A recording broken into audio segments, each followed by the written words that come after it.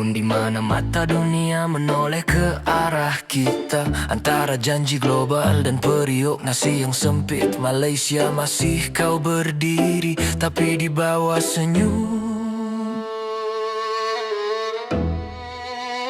banyak hati tak pasti. Di selatan sempadan jadi pintu terbuka, Johor dan Singapura berpadu tenaga. Katanya peluang, katanya sinar baharu, tapi di pasar kecil harga tetap menggigit waktu. Kadar turun tapi beban tak reda, kilang berdengung tapi gaji masih sama. Dataran merdeka bernafas dengan ribuan langkah, suara marhen lautan yang tak pernah rebah.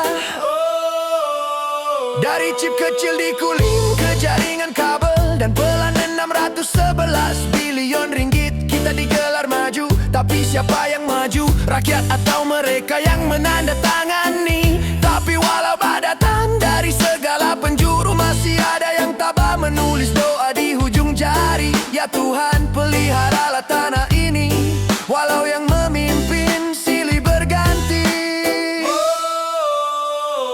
Dan di satu sekolah jauh dari pentas besar, seorang anak bernama Zara belajar tentang dunia, bukan dari buku tapi dari luka. Bila suara kecil disenyapkan oleh kuasa, itulah cermin sebenar siapa kita.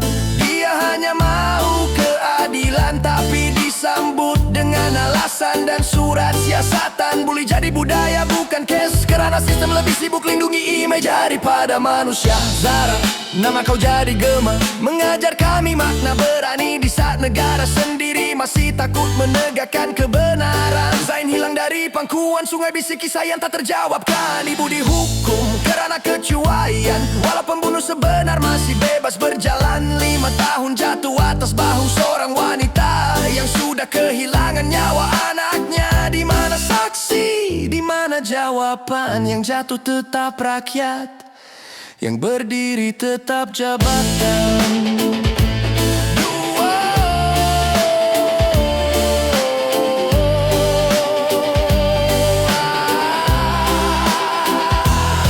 Dua nama, dua cerita, satu negara, tapi keadilan macam tak seimbang neraca. Yang kecil di penjara, yang besar duduk selesa. Bila hilang nyawa anak, siapa sebenarnya bersalah? Kita tanya, tapi senyaplah yang jawab. Di padang hijau kita beli mimpi, 7 nama asing mengoyak maruah negara. Katanya silap teknikal, katanya salah sistem, tapi dunia ketawa dan jersey kita lusuh tanpa irama anthem. Legenda bersuara, saya malu dengan padang ini, dan seluruh rakyat mengangguk dalam hati. Di menara kaca dunia bersaksi, 2 tangan berjabat di pentas diplomasi. Dokumen ditanda tangan, lensa kamera berkilau, perjanjian bersejarah. Kata mereka yang menyalin di bawah bayang cendana. Tapi di kedai kopi rakyat bertanya perlahan, adakah ini pintu rezeki atau gadaian masa depan? ASEAN bersinar di Kuala Lumpur, tapi dalam hati ramai timbul rasa gusar dan kabur.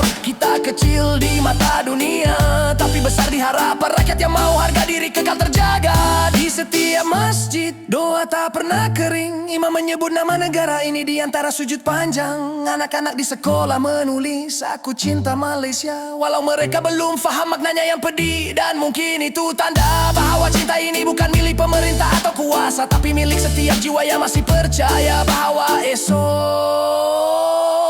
masih boleh berubah. Selamat tinggal 25, kau luka tapi kau juga guru. Kami belajar tentang marwah, tentang tipu, tentang harapan yang lahir dari abu. Selamat datang 26, bumi ini masih bernyawa, masih wangi darah juang. Kami tak minta keajaiban, cuma ruang untuk menjadi insan di tanah yang sama.